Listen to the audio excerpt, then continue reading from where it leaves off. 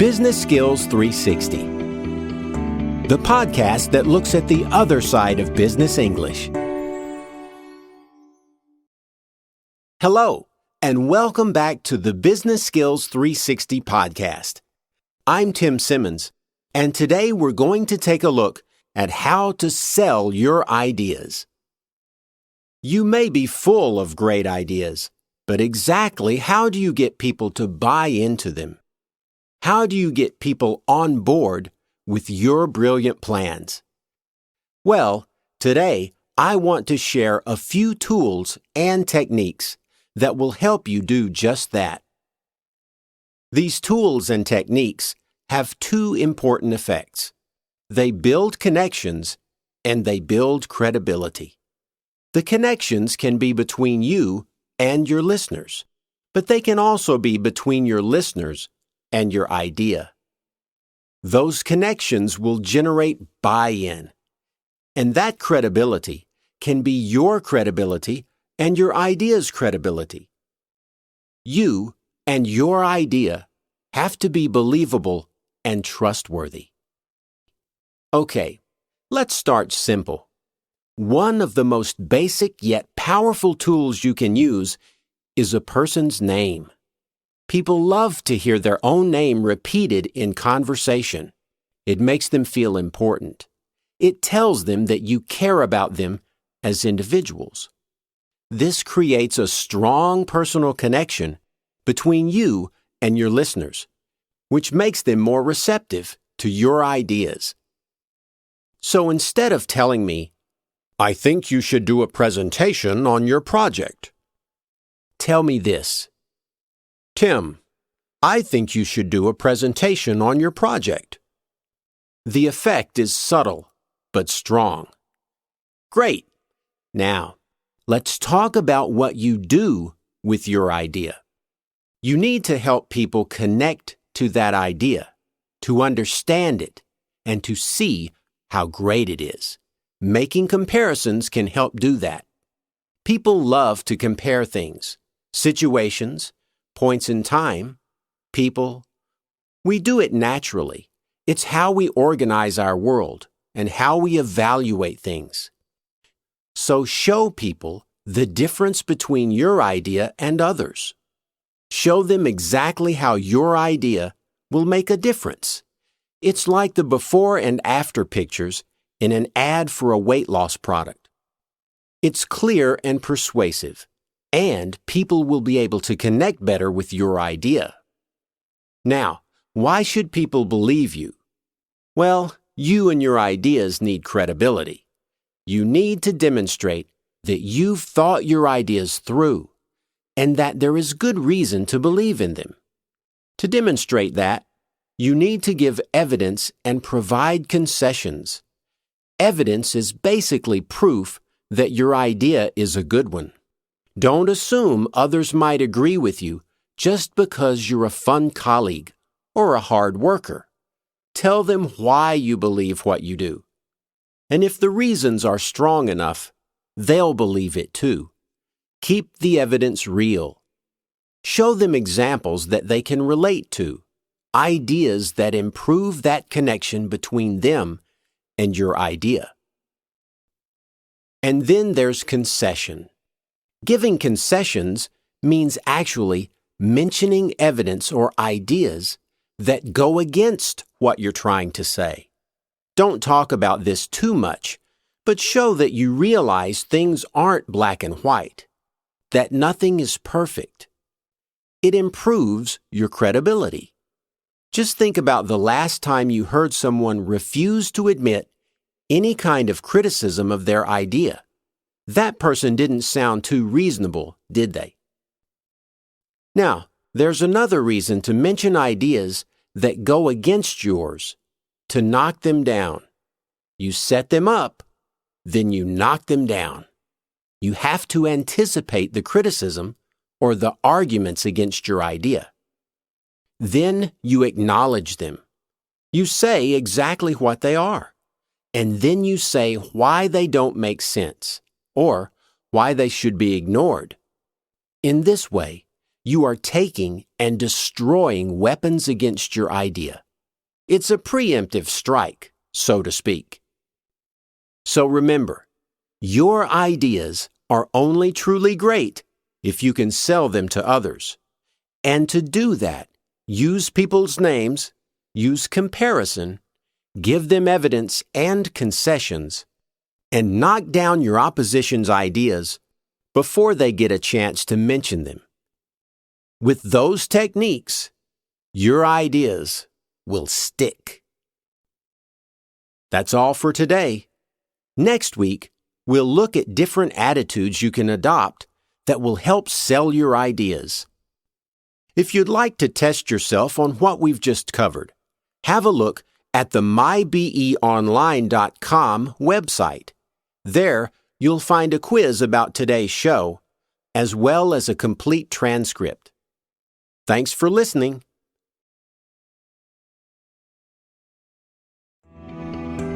Business Skills 360, the podcast that looks at the other side of business English.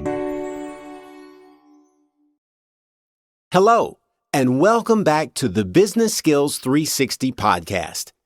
I'm Tim Simmons, and I'm glad you could join me today for more tips and techniques for selling your ideas. Now, you know your ideas are good, but how do others know this? You need to make them think, or even just feel that they are good. Last week, we looked at some techniques you can use. In this show, we'll look at attitudes that you can adopt. This isn't exactly about what you say, it's about how you say it and the feelings or impressions your delivery creates. The first attitude is positivity. People naturally gravitate to positive people and tend to avoid negative people. So, make a habit of doing simple things like saying hello to people in the hall and at the water cooler. Keep discussions upbeat. Show excitement about your ideas and keep smiling. There's a lot of power in a smile, and you should use yours to cultivate an atmosphere of positivity and warmth. People will be drawn to you and, as a result, to your ideas. Another attitude that will bring people on board with your idea is empathy. This is about showing people that you understand how they feel. Not just that you know what they're talking about, but that you have felt it too. If that person is feeling frustrated by red tape, describe an experience in which you also felt frustrated by red tape. They will feel you're on the same side. Show people that you get it, and they'll be more likely to believe and follow you. Empathy creates a feeling of inclusion or belonging, and there are other ways of doing this. Have a welcoming attitude. Your great idea is more than just an idea. It's an idea plus all of the people who believe in it. In this sense, your idea has its own little club, and everyone who believes in it belongs to that club. So talk about we rather than I, and make people feel like accepting your idea admits them to the group. People want inclusion and fellowship. You can make them feel this with a welcoming attitude. Okay, now, there are other tacks you can take when you're trying to sell someone on your ideas. One of them is shock and disbelief. This is a very useful tool for making people feel that another idea, maybe one that disagrees with yours, is useless or absurd. It goes something like this. Did you hear what the consultant said? He actually thinks we should spend more on marketing. My jaw dropped when I heard that. People who might have thought the idea was good will have doubts. After all, if you think the idea is crazy, then other people probably do too. Right. One more attitude or impression is something called the last resort. The last resort is the only option. It may not be a perfect option, but it's the only one remaining. Your idea might actually be one of many, but if you talk about it as though it's the only one left, people will stop considering other ideas. Well, we've looked at all the alternatives, and none of them are up to scratch. Then you can hit them with the punchline. So I guess we really don't have any other choice. You see how this works? People will get the impression that all the other options have been explored already. So, remember that bringing people on side doesn't just mean giving them reasons to believe you. It also means adopting certain attitudes to create an emotional response. That's all for today. If you'd like to test yourself on what we've just covered, have a look at the mybeonline.com website. There you'll find a quiz about today's show, as well as a complete PDF transcript. So long, and see you again soon. Business Skills 360, the podcast that looks at the other side of business English. Hello, and welcome back to the Skills 360 podcast. I'm your host, Tim Simmons, and today we're going to take a look at solving problems. Our focus in this lesson will be on the skills you need to solve problems. Can you imagine a day without a single problem? Not likely, right? Problems are a fact of life and work. And in business, you'll be judged less on your ability to avoid problems than on your ability to solve them. Fortunately, you can learn to enhance your problem-solving ability. And that starts with understanding the fundamental skills we use when tackling tough problems. First are analytical skills. Resist the urge to start throwing out suggestions to see what sticks, and spend some time studying the problem first. What caused it? Why did the problem arise in the first place?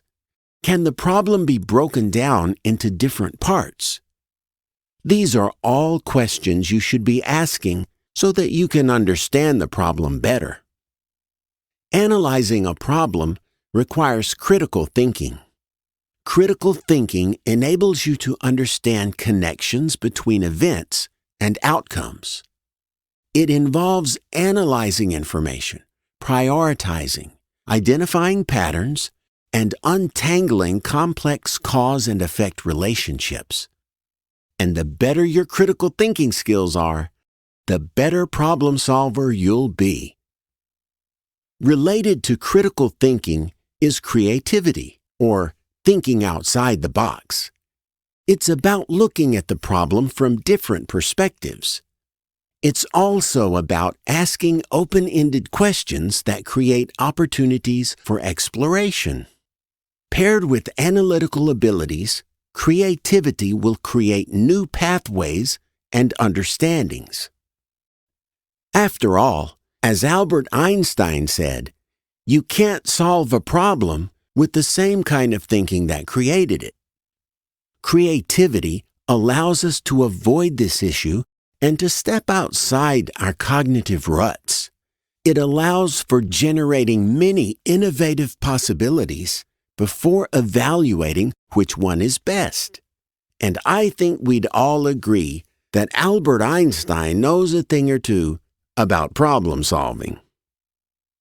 Now, it's all fine and dandy to think that analysis and creativity will lead us to the optimal solution.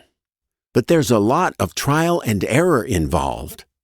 And you're not going to solve many problems if you can't handle the inherent difficulties. That's why you need resilience. Resilience is the toughness, flexibility, and emotional calm that allows you to keep plugging away when the going gets tough. People who get frustrated very easily have a harder time with problems especially gnarly ones. If you give up when your first idea doesn't work, then you lack the resilience required to be an expert troubleshooter. Just imagine calling tech support and having the person on the other end of the line give up after one suggestion. This brings me to the skill of collaboration. We rarely solve problems on our own, so we need to be able to communicate, to listen actively, and to be clear when we speak and write. Collaboration also requires a good deal of emotional intelligence. Basically, this is the ability to understand what others are thinking, feeling, or experiencing. Collaboration is easy when everything goes smoothly, but when there are problems, it gets more complicated. Problems can bring out the worst in many people. They might get defensive or feel threatened, and that's when your communication skills and emotional intelligence will really come into play. Now, there's one more skill I want to mention, and it's a critical one. All your hard work won't count for much if you can't make a decision. A lot of problem solving gets stuck in what we call analysis paralysis. This happens when we never think we have enough information or confidence to pursue a certain solution.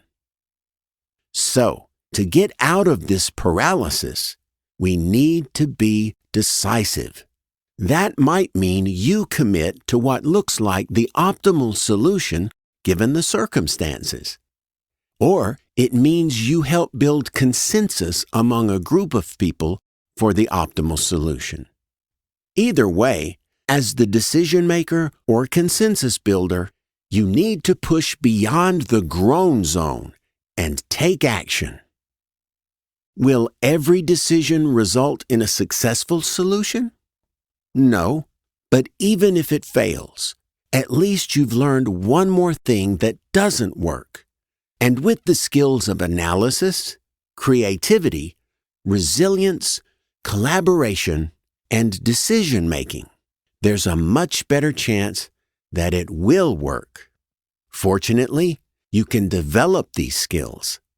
And in our next lesson, we'll look at a process you can apply these skills to so you can tackle even the toughest problems. That's all for today. If you'd like to test yourself on what we've just covered, have a look at the businessenglishpod.com website. There you'll find a quiz about today's show, as well as a PDF transcript. So long, and see you again soon. Business Skills 360. The podcast that looks at the other side of business English. Hello, and welcome back to the Skills 360 podcast. I'm your host, Tim Simmons, and this is our 100th episode. So a big thanks to everyone for following along and helping us reach this milestone. Today, we're going to continue our look at problem solving. In this lesson, we'll focus on the process of solving problems. Every problem is unique, of course, and may require a different approach. But when it comes to solving problems, many individuals, teams, or organizations are incredibly inefficient. In some cases, problem solving is downright chaotic. Fortunately, we can mitigate the chaos with a structured, phased approach. The first step should always be analysis. This is where the analytical skills we discussed in our last lesson come into play. What are its causes? What information do we have about the situation? Are there different perspectives on the problem? Once we've gathered information, we can develop a shared understanding with relevant stakeholders. We need to get everyone on the same page before we dig into solutions. Otherwise, we'll be entertaining a lot of ideas that simply aren't feasible or acceptable. This analysis and shared understanding is the foundation for every other step of the problem-solving journey. With this understanding, you can move on to define your goals. Many failed problem solvers skip this step. They go right to solutions without first contemplating what a good solution might look like. What are the parameters for the solution? What are the parameters, including timeline and budget, for the process of problem solving? And who's accountable? Defining your goals and guidelines this way will help focus your energies, and you'll have criteria that will factor in a bit later in the process. And once again, if this is a group or organizational process, then everyone needs to be on the same wavelength. Only now, in step 3, should you begin to explore possible solutions. And this is where you can activate the creativity that we talked about in our last lesson. At this stage of the game, you want a diversity of possible solutions. To get that diversity, try involving different people, even those who may not be close to the problem. They may have a greater clarity on the issues if they don't have a stake. Another trick to getting a multitude of various possibilities is to separate idea generation from idea evaluation. This is, in fact, the number one rule of brainstorming. There are no bad ideas. Again, you'll have to resist the temptation to skip ahead. You may want to evaluate each idea as it comes out. But don't. Just focus on generating the ideas and hold off on assessing them until the next step. And the next step involves choosing the best solution. This is where your decision-making skills kick into gear. Note that I said the best solution. That means it's optimal given the circumstances. There's no perfect or ideal solution. If you think there might be, then you're going to get stuck. The optimal solution is one that fits the criteria you established in step 2, when you set goals and parameters. It is also the one that takes into account the information and perspectives you looked at in the analysis phase. The right solution is the one that is feasible, effective, and acceptable to those affected. This last point is worth underlining. If you cook up a solution but don't have buy-in, you're creating a new problem for yourself. There may be times when you have to sell an unpopular idea because you know it's the best option. But you'll generally have a better chance of success if other people are willing to endorse the solution. And that will happen much more naturally if they were involved at each step of the process.